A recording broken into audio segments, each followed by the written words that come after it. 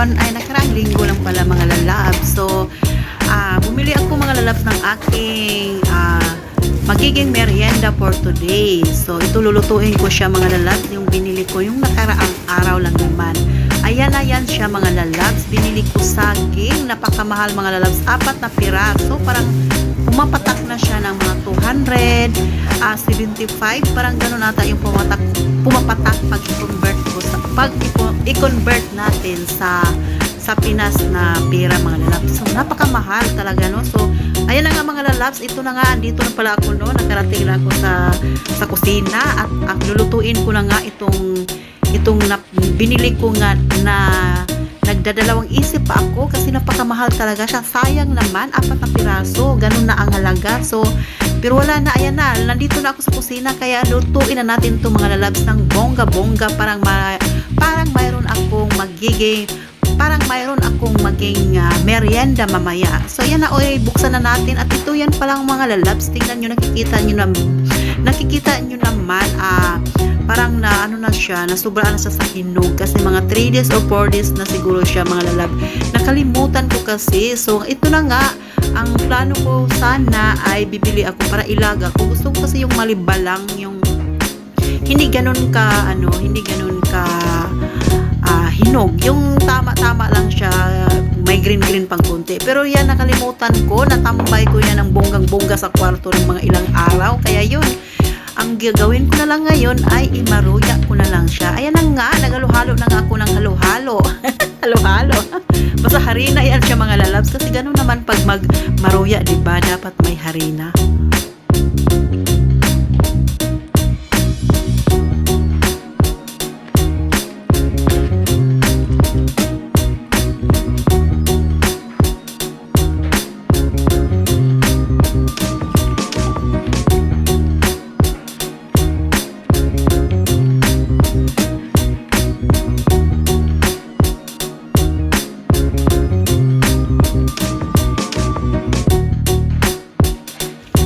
Yan nga pala mga lalabs, wala akong asukal na brown. Yung asukal ko na yan ay binili ko na yan. Hindi ko alam, kalimutan ko ang pangalan. Buo siya.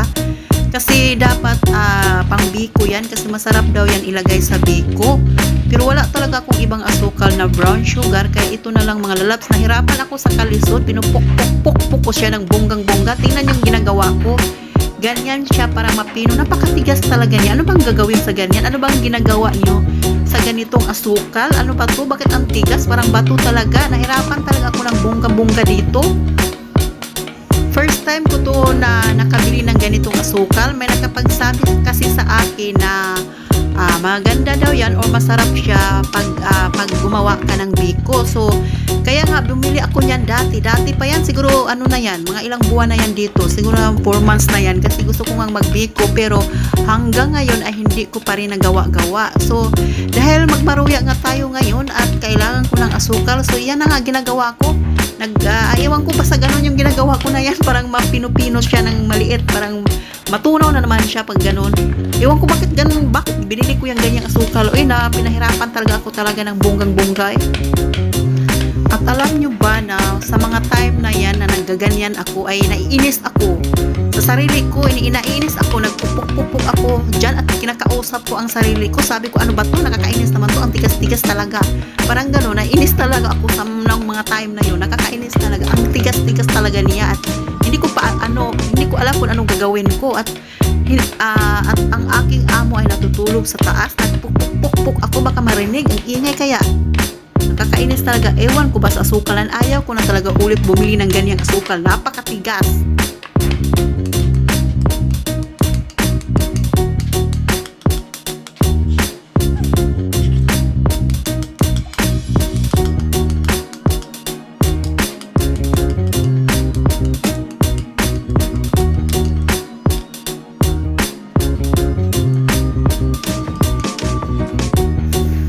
Ayan na nga mga lalabs, tinitigilan ko na, ayaw ko na, napagod na talaga ako ng mga time na yun mga lalabs, nakakapok-pok, ewan ko ba, pero ayan na, hinahalo ko na sa harina yung asukal at ayun, natutunaw din naman siya kasi gusto ko kasi yung harina is medyo matamis-tamis at ito na nga, hinihiwa na natin ang ating mahiwagang saba.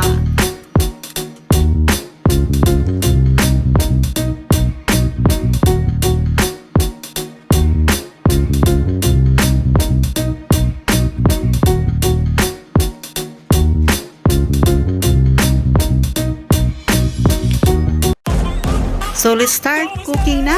So naglagay na tayo mga lalabs ng mantika. At ayan na nga na mainit na. So ilagay na natin ang ating mahiwagang maruya ng bonggang-bongga. Running, I always take what I want and I always give it 100. Don't need a bank, no I'm funded. Play the game like it's nothing. I'm always thankful for something. Don't take for granted, stay humble. Now wake up! It's time to look at the enemy. Look in the mirror if he is no friend to me. It's not working out, maybe it's the chemistry. It's time to break up so I can make a better me. Better believe in your mind, cause it's everything. You can mold, shape, find almost anything. All it takes is some time and some clarity to find your identity. It's mind over everything.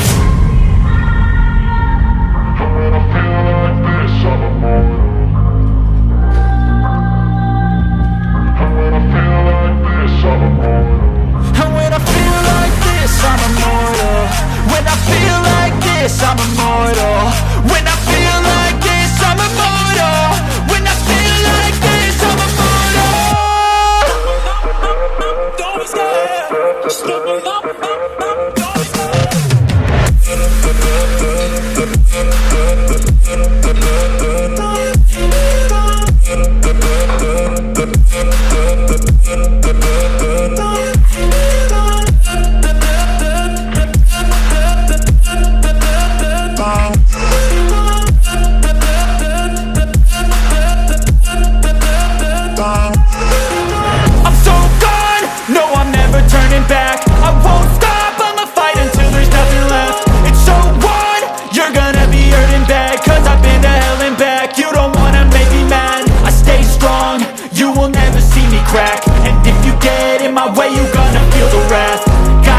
To my face while he's looking back. Mirror breaks after math. When I hate, I attack.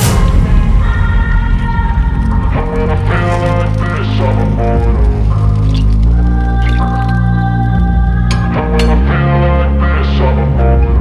And when I feel like this, I'm immortal. When I feel like this, I'm immortal. When I feel like this, I'm immortal. When I feel like this, I'm immortal.